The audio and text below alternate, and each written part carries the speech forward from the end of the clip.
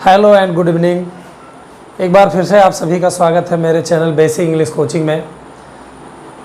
Tense आप लोग सभी पढ़ ही चुके हो। 12 टेंस होते हैं जिनको बड़ी आसानी से आप लोग पढ़ चुके हो, जान चुके हो। लेकिन टेंस में एक बहुत ही छोटी चीज़ होती है, इन्फिनेटिव। लेकिन इन्फिनेटिव होता तो छोटा है, लेकिन उसका रोल जो होता है वो सेंटेंस में बहुत बड़ा होता है। तो इन्फिनेटिव के बिना कोई भी बड़ा सेंटेंस नहीं बन सकता है अगर उसमें इन्फिनेटिव आ गया तो इसमें एक चैप्टर होता है नन फाइनाइट, जिसको हम नन फाइनाइट कहते हैं। उसके अंतर्गत 3 जो है आते हैं। नंबर 1 है इन्फिनेटिव, नंबर 3 है जीरेंड और नंबर 4 है पार्टिसिपल। तो इसमें सबसे पहले इन्फिनेटिव पढ़ाया जाएगा। इन्फिनेटिव क्या है और कैसे इसका प्रयोग किया जाएगा ये मैं आपको बताने जा रहा हूँ। लेकिन उससे पहले मैं आपसे वादा करता हूँ कि ये सेंटेंसेज आपको अच्छी तरह समझ में आ जाएगा। लेकिन आपको भी वादा करना पड़ेगा कि आपको मेरे चैनल को, मेरे वीडियो को एंड तक देखना है और चैनल को सब्सक्राइब कर लेना है अगर सब्सक्राइब आपने नहीं किया है तो। और अगर वीडियो अच्छा लगता है तो प्लीज़ लाइक कर दीजिएगा, ठीक है। तो यहाँ पे देखिए मैंने लिखा है इन्फिनेटिव। ये नन फाइनाइट का पहला भाग है इन्फिनेटिव। अगर आपने टेंस सही से पढ़ लिया तो आसानी से उसको समझ जाएंगे। इसकी जो पहचान है, इंट्रोडक्शन है, इसको हम बहुत आसानी से पहचान सकते हैं। क्रिया के अंत में कोई एक क्रिया, हिंदी वाक्य में कोई एक क्रिया दी रहेगी तो उस क्रिया के अंत में यहाँ पर आप देख सकते हैं ना पराग मात्रा ना, नी और ने, यानी ना, नी, ने आदि मात्रा लगे हुए अक्षर जुड़े रहते हैं, ठीक है। जैसे खाना, पीना, रोना, पढ़ने, खेलनी। नी बहुत कम आता है, खाना, पीना, रोने, धोने, हंसने, ऐसे ना, नी, ने जुड़ा रहता है, ठीक है। तो ये इन्फिनेटिव है, ठीक है। तो यहाँ पे देखिए इसका रूल क्या है। क्रिया की फर्स्ट फॉर्म जो इन्फिनेटिव होगा उसकी फर्स्ट फॉर्म से पहले, क्रिया की फर्स्ट फॉर्म से पहले आपको टू का यूज़ करना है।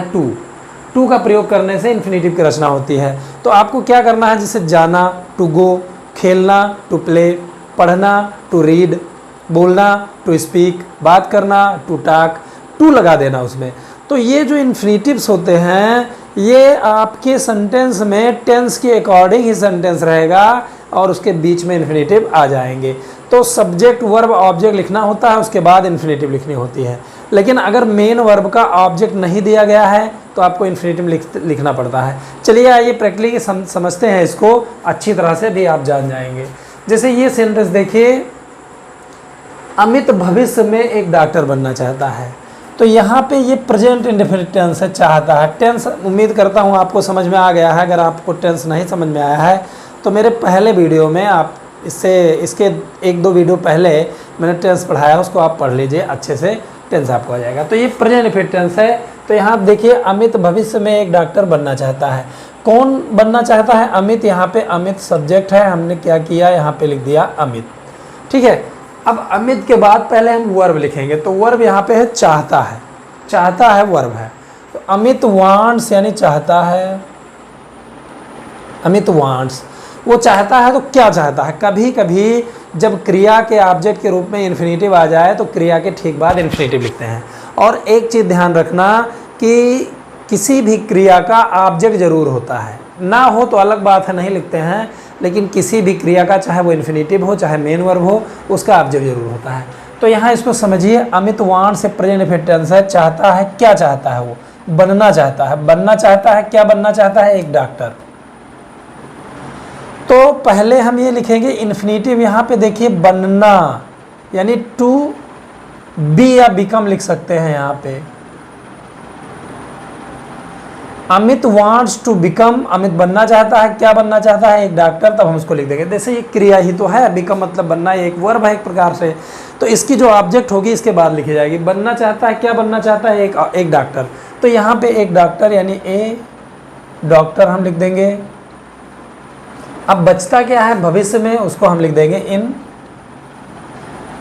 फ्यूचर। तो इन्फिनेटिव में आप देख सकते हैं थोड़ा सा ही इन्फिनेटिव है, यहाँ पे थोड़ा सा ही इन्फिनेटिव है। लेकिन पूरा सेंटेंस जो है वो प्रेजेंट इंडेफिनिट टेंस है, बाकी इन्फिनेटिव थोड़ा सा है। तो इन्फिनेटिव कहीं भी आए उसकी रचना आप 2+ वर्ब की फर्स्ट फॉर्म से करिएगा। आइए चलते हैं दूसरे सेंटेंस पे। मेरे मित्र ने इस कठिन सवाल को हल करने की कोशिश की।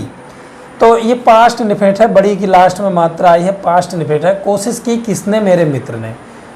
कोशिश किसने की का प्रश्न करने पर सब्जेक्ट आपको मिल गया मेरे मित्र ने, तो यहाँ पर लिखे माई फ्रेंड, माई फ्रेंड। अब पहले वर्ब लिखेंगे यानी कोशिश की। ट्राई मतलब होता है कोशिश करना, लेकिन अगर वाक्य में वाई है तो इसको हम वाई को हटाकर TRIED जोड़ते हैं तो ट्राइड हो जाएगा। तो यहाँ पर सब्जेक्ट लिख दिया मेरे मित्र ने, अब ट्राई यानी कोशिश किया तो ये हो जाएगा ट्राइड। अब इस क्रिया से किसको या क्या का प्रश्न करके ऑब्जेक्ट ढूंढ लेंगे, तो तुम्हें ऑब्जेक्ट के रूप में अगर इन्फिनेटिव मिलता है तो इन्फिनेटिव आप पहले लिखिए। तो माय फ्रेंड ट्राइड, मेरे मित्र ने कोशिश किया। किस चीज़ का कोशिश किया? हल करने का। किसको हल करने का? कठिन सवाल, इस कठिन सवाल को। तो मतलब ये इन्फिनेटिव है हल करने की। ना नी ने जुड़ा रहेगा तो उसमें केवल 2+ वर्ब की फर्स्ट फॉर्म लगेगी। का, की, के या के लिए ये सब नहीं लिखा जाता है, सिर्फ टू लिखाया जाता है। तो माय फ्रेंड ट्राइड, मेरे मित्र ने कोशिश की। किस चीज़ की कोशिश की? हल करने की। तो यहाँ पे टू सॉल्व लिख देंगे, क्योंकि आप देख सकते हैं अन्य अक्षर आया है तो ये इन्फिनेटिव है, इसको हम लिख देंगे। My friend tried to solve, हल करने की कोशिश की। किसको हल करने की कोशिश की? इस कठिन सवाल को। को की अंग्रेजी क्रिया और ऑब्जेक्ट के बीच में को की अंग्रेजी नहीं लिखते हैं, सीधा लिख देंगे इस कठिन सवाल, यानी दिस। हार्ड यानी कठिन या डिफ़िकल्ट लिख सकते हैं, और सवाल की अंग्रेजी सम। तो इस प्रकार आप इन्फिनेटिव की रचना करेंगे। और अगले सेंटेंस पे बढ़ते हैं। वह यहाँ तुम्हें एक अच्छी खबर देने के लिए आया है। यहाँ पे आप देख सकते हैं देने के लिए, ये इन्फिनेटिव है देने के लिए। इसमें के लिए आया है, इससे कोई मतलब नहीं है। आपको अगर नानी ने दिखाई देता है वर्ब में, क्रिया में, तो आपको बस उसमें 2+ वर्ब की फर्स्ट फॉर्म का यूज करना है, ठीक है। तो वह यहाँ तुम्हें एक अच्छी खबर देने आया है। कौन आया है? वह, ही।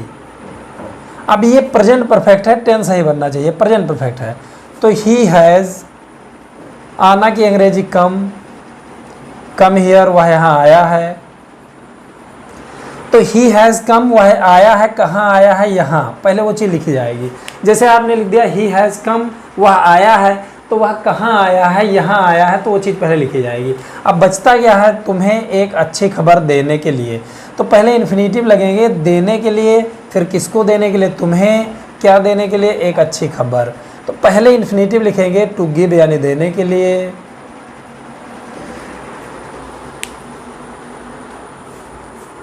ही has come here to give यानी देने के लिए। किसको देने के लिए? तुम्हें यानी यू।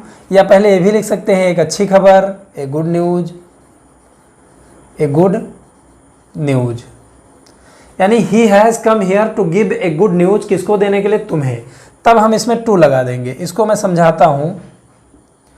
किसको का प्रश्न करके जो ऑब्जेक्ट मिलता है वो पहले लिखा जाना चाहिए, लेकिन पहले मैंने लिखा नहीं है, पहले गुड न्यूज़ लिख दिया है। तो अगर मैंने उल्टा कर दिया है तो ये उल्टा जब हो जाएगा तो फिर टू लग जाएगा। यानी ऑब्जेक्ट दो होते हैं। किसको का प्रश्न करने पर आपको जो ऑब्जेक्ट मिलेगा उसको हम इनडायरेक्ट ऑब्जेक्ट कहते हैं, और क्या का प्रश्न करने पर जो ऑब्जेक्ट मिलेगा उसको हम डायरेक्ट ऑब्जेक्ट कहते हैं, ठीक है।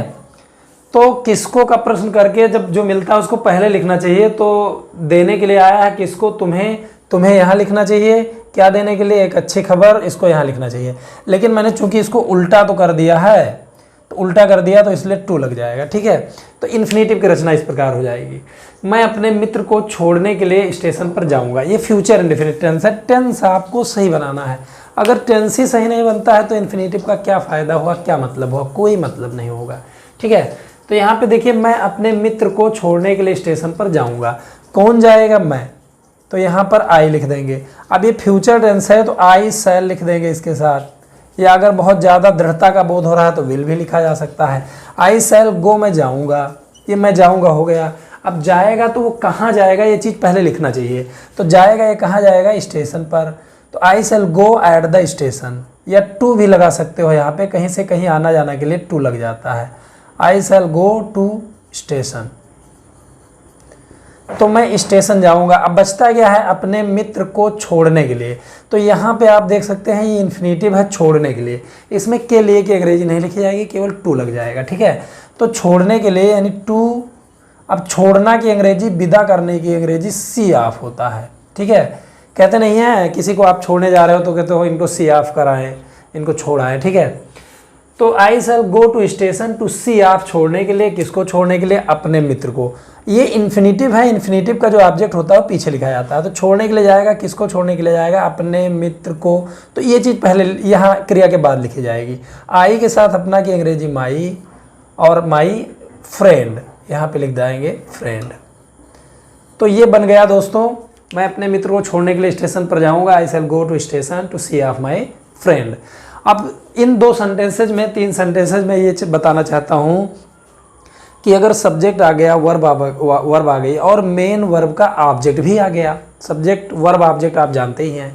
अगर मेन वर्ब का, मुख्य क्रिया का ऑब्जेक्ट आता है तो पहले ऑब्जेक्ट लिखा जाना चाहिए, मेन वर्ब के बाद ऑब्जेक्ट लिखा जाना चाहिए। उसके बाद आप इन्फिनेटिव की रचना कर सकते हैं, फिर इन्फिनेटिव का ऑब्जेक्ट आपको लिखना होता है, ठीक है। तो यहाँ पे प्रधानाचार्य ने चपरासी को मेज और कुर्सियां साफ करने का आदेश दिया। अब ये पास्ट इंडेफिनिट टेंस से आदेश दिया, तो किसने आदेश दिया? प्रधानाचार्य ने। पहले इसको हम लिखेंगे द प्रिंसिपल, द प्रिंसिपल।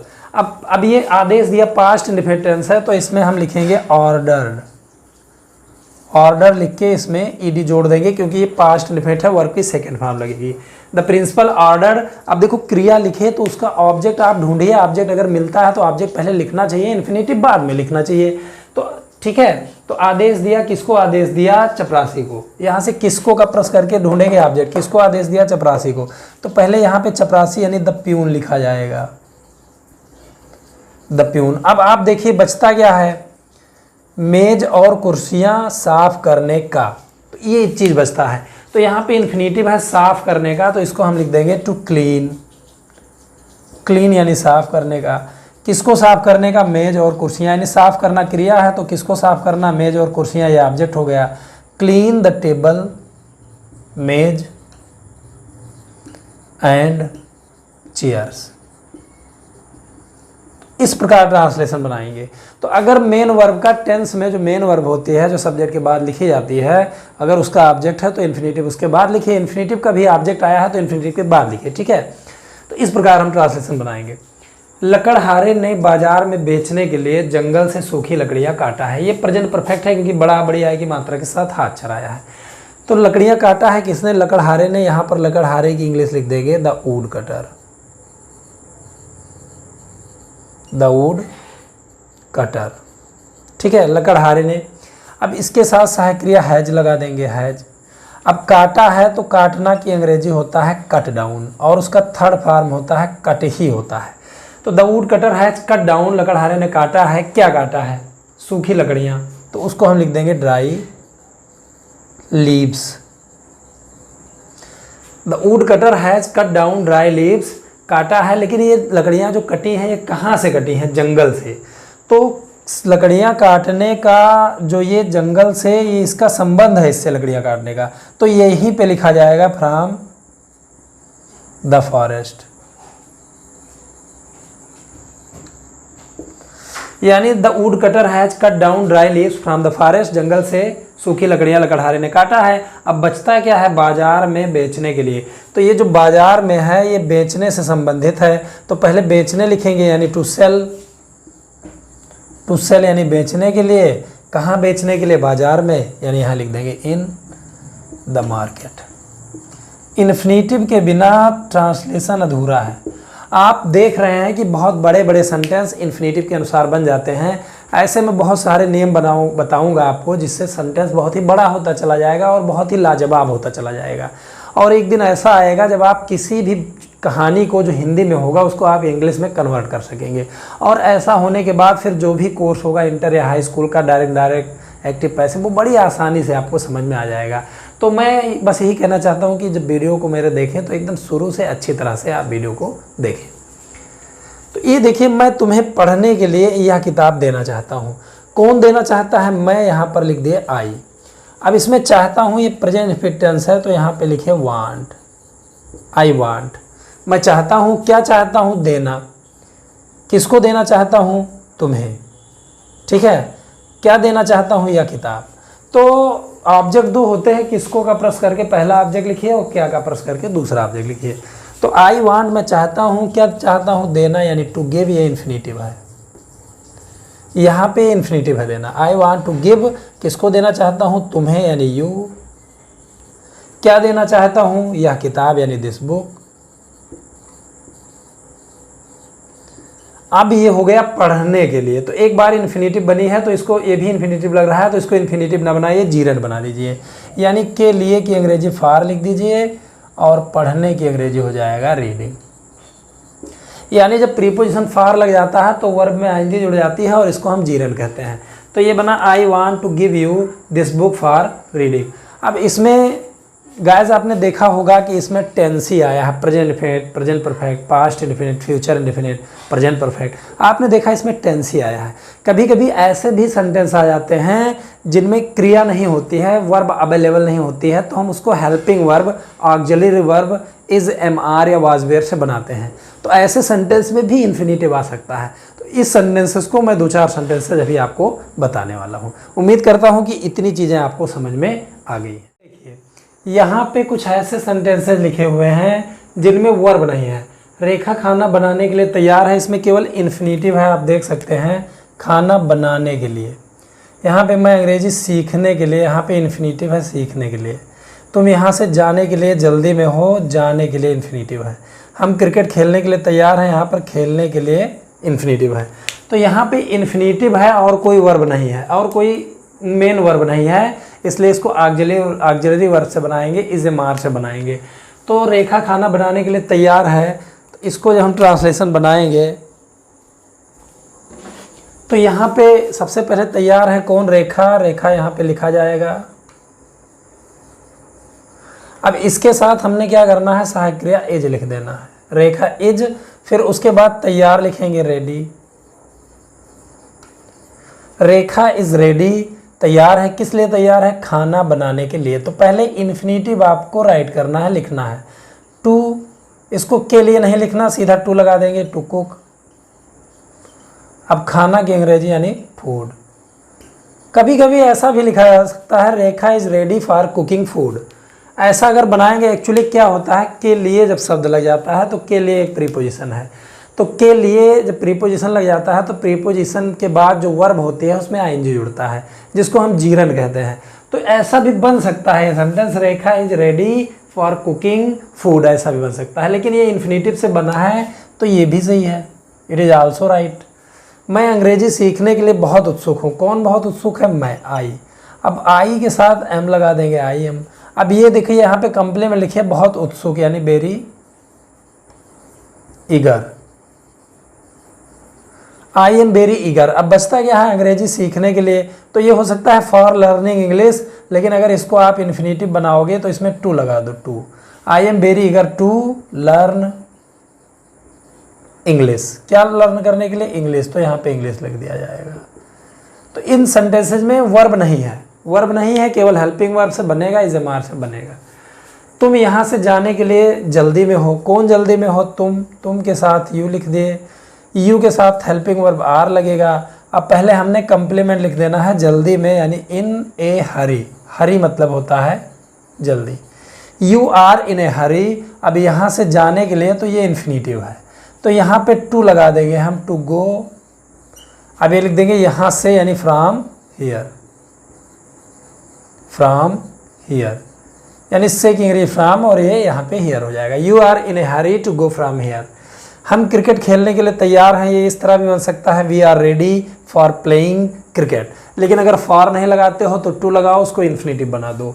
तो वी यानी हम, बी, इसके साथ सहायक क्रिया आर लग जाएगा, आर। अब तैयार हैं यानी रेडी, वी आर रेडी। अब खेलने के लिए इन्फिनेटिव है, इसको टू से बना दो, टू प्ले क्रिकेट। यहाँ पे क्रिकेट लिख देंगे, we are ready to play. अब यहाँ पे लिख दिया जाएगा क्रिकेट, CRICKET, क्रिकेट। तो we are ready to play cricket. अब इसको हम चाहें तो इस तरह भी बना सकते हैं, इसको फॉर से बना सकते हैं, यानी we are ready for playing cricket, इस तरह भी बन सकता है। तो इन्फिनेटिव ज़्यादा अच्छा होता है क्योंकि बुक्स में इन्फिनेटिव इसी तरह से दिया गया है, इन्फिनेटिव को बनाते हैं उसमें के लिए से मतलब नहीं होता है, टू लगा देते हैं। तो गाइस मैं उम्मीद करता हूं कि इन्फिनेटिव आपको समझ में आ गया है। और भी बहुत सारे तरह के इन्फिनेटिव्स हैं जो मॉडल ऑक्सिलरीज और प्राइमरी ऑक्सिलरीज के साथ लगते हैं, उनको मैं अगले वीडियोज़ में बताने वाला हूं। आज के वीडियो में बस इतना ही। But I request you to please subscribe my channel. If you have liked my video, please comment me और click the like button. अगर आपने मेरे वीडियो को पसंद किया है तो प्लीज़ लाइक कर दीजिए, मेरे चैनल को सब्सक्राइब कर दीजिए और ज़्यादा से ज़्यादा सोशल साइट पर शेयर कर दीजिए। आज के लिए बस इतना ही। Thanks for watching.